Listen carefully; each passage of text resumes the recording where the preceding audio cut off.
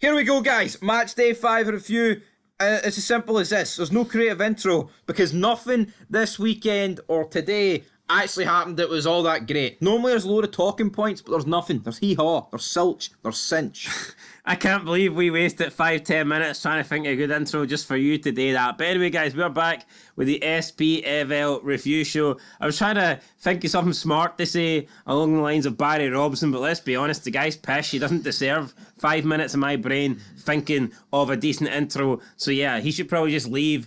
Whether Aberdeen or in Europe or out of Europe, he should be out of a job because the excuse that the poor start is down to Aberdeen's European activity is just not on. It's not acceptable. Last season, Hearts were in the same boat as Aberdeen and they didn't get off to as bad a start as Aberdeen have this season. There's a reason why they're towards the bottom of the table. It's not to do with Europe, it's to do with the fact that Barry Robson is inexperienced. He's not a good manager. He should never have got the job. It's not his fault. He came in, he got a couple of results. The Aberdeen players started trying after the down tools for Jim Goodwin, and all of a sudden it made Barry Robson look a hell of a lot better than he is. But the fact is, he isn't good enough to be the Aberdeen manager. He shouldn't be the Aberdeen manager, and he's certainly no Sir Alex Ferguson, that is for sure. He's not. But Hibs played 6 games. Aberdeen played 2 games in Europe. They played 2 games. He's making it they've played Europe every midweek here for the past 8 weeks. They haven't. I'm not buying that. It's 2 games. Like, you just using the Europe thing is it's a lame excuse, and I'm not surprised a small club mentality such as Aberdeen are accepting that. Yeah, I think it's not good enough, and he should be out of a job. That just wouldn't fly at a big club like Hearts. No, their next Rangers. Their next game is at home against Ross. No, yeah, home with Ross County, then away to Ibrox, and you factor in they've got away to Frankfurt in there as well. Look at Lee Johnson. Well, he's away. Didn't work for him. And you could argue he had more success in Europe than... At least he navigated Hibs through 2 rounds. This guy could navigate fucking... Anyway, we'll navigate... shite down the toilet. We'll navigate our way to Barry Robson when we get to the Premiership part of this review. We're going to talk about League 2 because we've been running our mouths, speaking nonsense for 2.5 minutes. So let's move into the 4th tier of Scottish football. It was close when we did the preview, and is it holy shit, did it just get a lot closer? Yep, 6 teams. 9-11 separates 1st and 6th. Peterhead on 10. Peterhead, I mean, how close is this? I thought it was close when we looked at the table last night. I mean, all the teams have just got closer. It is very... And the 4 teams at the bottom have got further apart. I mean, this is quickly becoming like a 2-tier system. It's like one of those races you would do in, like, is it Gran Turismo? Where there's like, it's the one race, but there's like 2 separate tier races. Might be Need for Speed. Ah, well, anyway. I remember doing it in Need for Speed, but if we look at the results... I don't like that, though. Fast cars shouldn't be on the same track as slow cars. They shouldn't be, but I went with a draw in this game. East 5-1 2-0. I think I went with an East 5-2-1 win. I was close, not close enough, though. I went with 3-0 Dumbarton. Elgin City winning 2-0.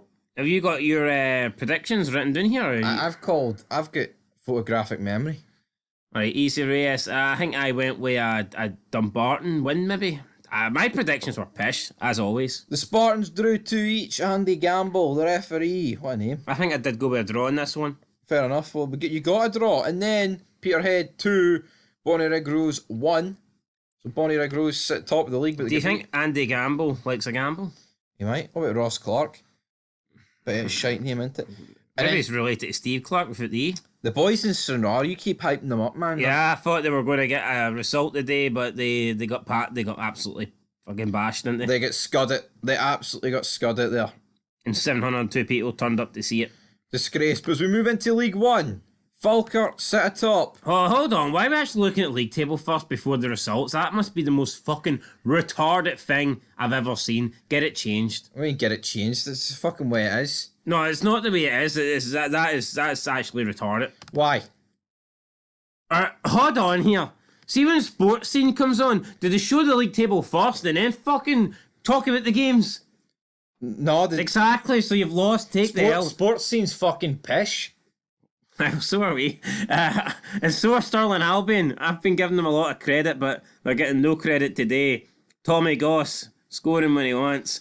You got Dominic Doherty Tommy Goss was denied a hat-trick there, missed a penalty. Not good enough, but it was good enough for Annan Athletic. And funnily enough, Annan Athletic's game here against Stirling Albion got a lower attendance than any game in League Two. Not good enough, is it? Well, I mean, I think that shows that League Two is a pretty decent standard. And Cove Rangers got no one.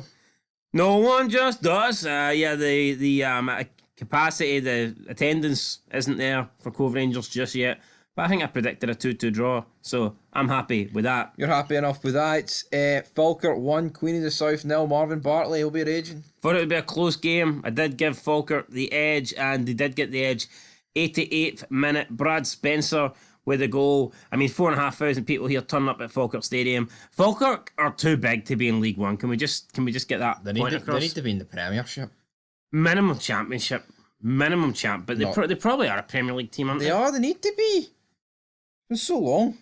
Come on, Falkirk. So you think Falkirk, if you take all the clubs in Scotland, you say in the top 12? That's the biggest clubs? Well, fucking way bigger than Livingston. Name me all the clubs are bigger than.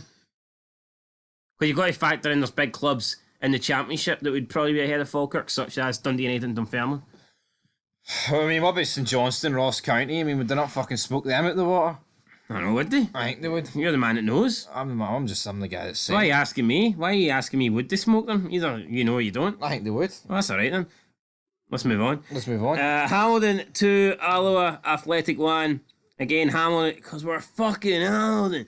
At the New Douglas Park, it was a late winner for Joseph McGlynn, and that gave Hamilton a 2-1 victory, and Hamilton keeping the pressure here on Falkirk at the top end of Stevenson, or in this case, the top end of League One. It did, and you know what? 1.2k. Well, Hamilton always get buried when they're in the Premiership for their low attendance. What about fucking Livy? Well, Livy get buried as well, let's be honest. Yeah, I know, but Livy's way worse than them. Speaking of low attendance, 443, not great here. Montrose beating Edinburgh City by 5-2. I know they were 5-0 up, and Edinburgh City came back, got 2 late goals, didn't really mean anything in the end because... They were actually 4-0 up, and then it went 4-1. That's wrong. I know for a fact Montrose were winning 5-0. So whoever is doing the time ticker here, you're wrong. How do you know for a fact? Yes. Well, it doesn't fucking matter, does it? I wasn't there, but my correspondent was. I thought you always go.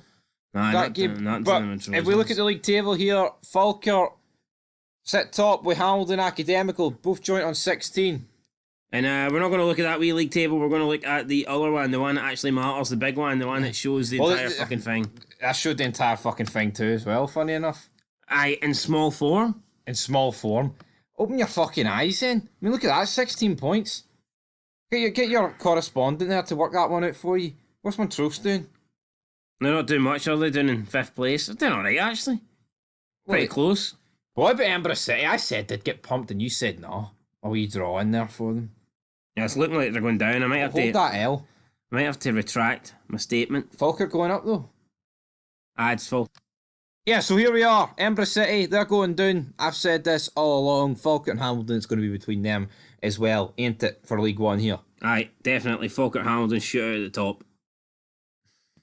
I'll hold the L with this one. I said Airdrie would pump Arbroath, and even down to 10 men for a lot longer than Airdrie were down to 10 men. They still won 4-0. Well, you're holding a lot of L's lately. Arbroath for a big win. Big Dick, I mean, he knows what he's doing. He does. Big Dick at Gayfield Park, 1,700 attendance. Not quite Dick Advocat like, but Dick Campbell. Decent manager nonetheless. Poundland edition. But I mean, I tell you what, Airdrie is forms when at the windy, hasn't it? Well, I mean, you kind of have to expect this promoted to a higher league. It'd be foolish to think they were going to come in and continue the same sort of form that they had last year. Fair enough, but this was a surprising result. Dundee United drawn 1 each with Greenock Morton. Louis Moult put United ahead. Robbie Muirhead equalised for Greenock Morton, and then Matthew Annam got sent off for Dundee United, putting them down to 10 men. They were unable to get a winner, and maybe with 10 men you could argue they did well to hold on to a point at Tannadice, but it is against a struggling Greenock Morton, so for me this is more 2 points drop than anything for Dundee United, no matter how you look at it. Good attendance though, 7,000 fans turned up at Tannadice. Good show for Dundee United, but overall, definitely at home against Greenock Morton. This is 2 points dropped. It is 2 points dropped, but Chris's Morton will be happy with it. Queen's Park 0, Dunfermline 2. I thought the Spiders would have got the job done here, but they didn't. Lewis McCann double absolutely sunk them at Hampden, didn't it? Oh, it did, aye. Big Hampden there. And then the usual suspects, which are Inverness, Caledonian Thistle getting beat by Raith Rovers. So Inverness, I think, are going down. Yeah, they got a point in the board last week or 2 weeks ago when they played the last game, but no points this week. And yeah, all of a sudden they're beginning to find themselves caught adrift at the bottom of the table. I mean, a couple of wins back to back will sort them out, no bother, but you just don't really see it happening at the moment. And I am a little bit worried for Billy Dodds that his time could be up as Inverness Caledonian Thistle manager. But I mean, it sucks because last year they were so close in getting to the playoffs. They had a really good chance of winning the Scottish Cup. Well, I'll say a really good chance. They got to the final. I mean, they had a chance, and then that would have also brought guaranteed European football. So, I mean, Inverness, the last 3-4 months could have been so much different for them. It could have been, but sadly for them, it's not. And as we move to Friday, Ayr United on their back end, they are 4-0 drumming from Partick Thistle. Brian Graham, he loves a goal, doesn't he? Brian Graham scores when he wants. Talisman for Partick Thistle, could be the top goal scorer this season. He could be, in my opinion. But as we look at the league table, Raith Rovers take a 2-point advantage over Dundee United because they slipped up against Morton. Partick Thistle fire themselves into contention. Arbroath move right up the table. And I tell you what, Ayr United, I think the 4 at the bottom, that probably might be your relegation teams. I think so. I think the top 6 have maybe got a little bit more than the rest of them. Airdrie, you probably think if Airdrie can stay in the championship, I think that'd be a great season for them. Even if it is 8th, even if they do find themselves cut adrift to the other teams, the main thing for Airdrieonians is to stay in the championship. As for Greenock Morton, I think they'll be disappointed. Last season they were close to making the playoffs. This season I thought they started pretty good, but they just haven't really been at the races lately. And yeah, we could see Greenock Morton, I think, get relegated this year. No, you could. You very easily could see them because they've hummed and about getting into the Premiership and they've always fucking jobbed out, haven't they? Oh, they've jobbed it. They've never made it. I don't think they're going to make it this year. They're not, but it's time to go into the leagues that have made it, damn it, the teams. And we're looking at this one, even though it wasn't technically the early kick-off, but well, fuck it, we'll just kick off with Celtic 3-0, because what about that penalty? Was that a penalty? No, definitely not. Davy Turnbull scored it, but it should never have been given. I think the Celtic player makes contact with the Dundee player. That's not a penalty in my eyes. I mean, you could even make a case it's not even in the fucking box. Well, very, very harsh, I think. The contact is in the box. It overturned. But the ball's outside the box and the player's outside the box. I don't think that's there's not enough for. So basically, I need to know the rules about that though. To be honest, if you tackle a guy but the ball is outside the rest of him but apart from one of his feet, I just think penalties and free kicks are given way too softly now. Either way, right? It's like football is becoming a non-contact sport. This decision changed the game. It obviously did. But then again, Celtic did score. They did score another 2. They got Kyogo and Matt O'Reilly getting 2. But yeah, it did change it. But we're not going to turn around and cry about it because you know what? They actually got the job done. In Dundee, losing 3-0 to Celtic, it won't be the end of the world for them. But it was a pretty disastrous first half for Celtic. Offered nothing. Good save for Hart from a guy in shot. Moving on though to your team, the Jambos against Aberdeen. Frankie Kent. He loves a yellow, him, doesn't he? Frankie Kent, can he score, but he can pick up cards. What more do you want? Good win for Hearts. Oda and Liam Boyce getting the goals. 18,500 in Tynecastle watching the sheep get sunk. And I think the writing is on the wall now for Barry Robson. I don't think he has a lot of time left at Aberdeen. I'm not too sure who their next game is against, but I think he has to win it. And as for Hearts, I mean, this is now... it's now Naismith's chance to kick on. He really has to show that he is the right man for the job. And yeah, we need to see an improvement. This was a good game. This was a good score, good result. But we need to see more. We need to see more consistency. We haven't seen that under Naismith. It's been one good game followed by a bad game. It's now time for Stephen Naismith to show a bunch of good games and to show that maybe he has got what it takes to be the Hearts manager. So Yeah, could be the kickstart here that Hearts and Naismith needed. As for Aberdeen, I mean, it just backs them further down the table. I believe now they are in 11th place. And Barry Robson, how many more L's can he afford to take? I mean, we could be looking at, and we've got Europe up next, and that's going to be another defeat. That's going to dampen the confidence. And yeah, no, I think Barry Robson will probably be sacked before the Europa Conference League group stage is finished. He's away to Frankfurt next. I don't really see him making it to December. What do you think Frankfurt's going to beat Aberdeen? I mean, it could be bad. I mean, we could be looking at 8-0. It could be similar to the Aston Villa Hibs scorelines, I think. I think it could be worse. No, it very well could be. Because I mean, I don't know. I think Frankfurt will be fucking up for it. Like Frankfurt, I think there was an element of Villa they could have scored more, but Villa weren't really all that good. I think if a team catches Aberdeen Aberdeen have got the potential, to get a decent result against. I honestly think that. I think Aberdeen, lose like 2-0 or something to Frankfurt, but there's also the case that they could lose like double digits, especially with this Barry Robson team at the minute, man. But I don't think they're going to lose double digits, but fuck, all right, then we'll count on it. But up next we get Kelly against Hibs. Hibs went 2-0 up and then conceded 2 goals to Kelly. Very disappointing for Nick Montgomery, wasn't it? And you said it wouldn't have mattered no matter what this result, as long as they played well. And they did play well. I think it's a good start for them. Obviously, you blew a 2-0 lead. That's not a good start. I think Hibs fans will be pleasantly surprised at what they've seen today. They play a 2-0 lead. I know, but it's more about the performance as well. Kelly are fighters. They don't give up. Oh, it's John Cena, the fucking mascot. I will never give up. Bow, bow, bow, bow. And then the 2 informed teams, Motherwell and St Mirren. Tanzer, the difference here in Motherwell, who could have stayed joint with Celtic. Job do it. So Motherwell lose their undefeated starts. Only St Mirren and Celtic are the 2 undefeated teams in the league so far, and that leaves us with the final game. No, fuck off. No, remember we said this game's irrelevant and it'll probably end up a 1-1 draw. Yeah, and that's exactly what happened. That's just no one cares about this game. I'm sorry. Know how much no one cares about this game. The Livingston team bus arrived like half an hour late and had to delay the game by 15 minutes. And just who cared? No one. Yeah, Simon Murray gave Ross County the lead. Bruce Anderson equalised. What was Joel Newbley doing? I don't know. I think he needs a new fucking team by the signs that Davy Martindale was telling me. But then in the early kickoff, Danilo scored, but at what cost? Because he's out now with a broken frickin' cheekbone. Well, that had nothing to do with him scoring. What do you mean? Getting the broken cheekbone? The fucking header for the goal he had, but at Liam Gordon, and he broke his cheekbone. Well, it had to do it, didn't it? It had nothing to do with the goal. It fucking everything to do with the goal. Somebody fucking watched this game and someone didn't. I know who did. So you're saying that he couldn't have scored the goal without breaking his cheekbone? That's not what I'm saying, but he broke his cheekbone by scoring the goal. Because he got on it. Liam Gordon got subbed off as well. Hopefully both are alright, but I mean, I don't know how long a broken cheekbone's going to keep him out.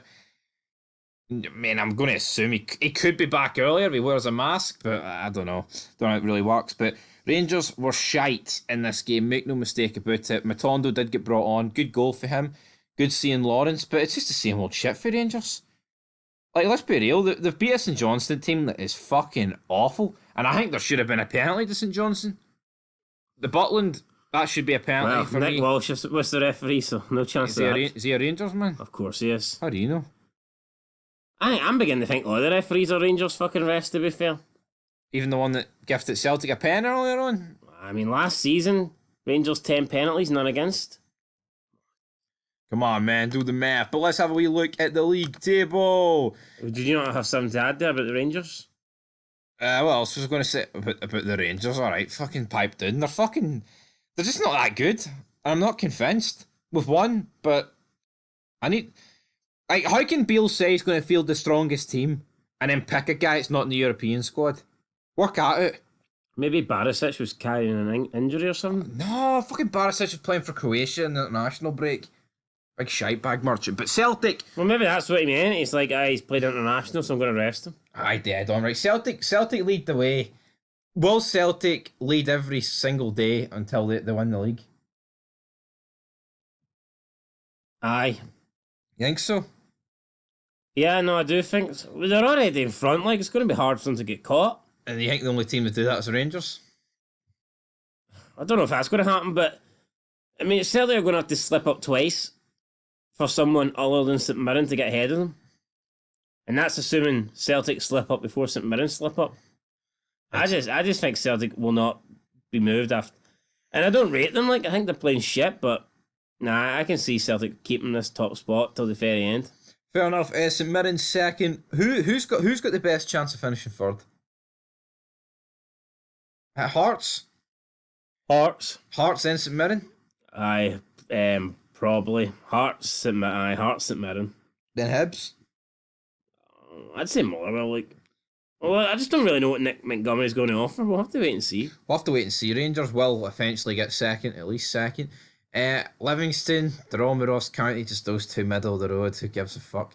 No, it's mad though. Like Livingston, Kelly are 8th, but two great performances against the Old Firm, and they're 8th. No one really. Well, they're still in the cup, unlike Celtic. Kelly can technically still do a treble. What can Celtic do? They can still technically do a treble. It's all about technicalities. And then, yeah, St Johnstone are last. Aberdeen, who went into this weekend 11th, but you seem to say that they fell into 11th. No, they were always 11th. But that is the match day review show here. Closing thoughts on this pretty lacklustre weekend. It was a shite week of Scottish football. I was looking forward to it coming back, but yeah, just mediocre. Not a lot happened. Basically, the results we expected, kind of played out the way we thought it would. No big upsets in the top flight, and everything's kind of just stayed the same.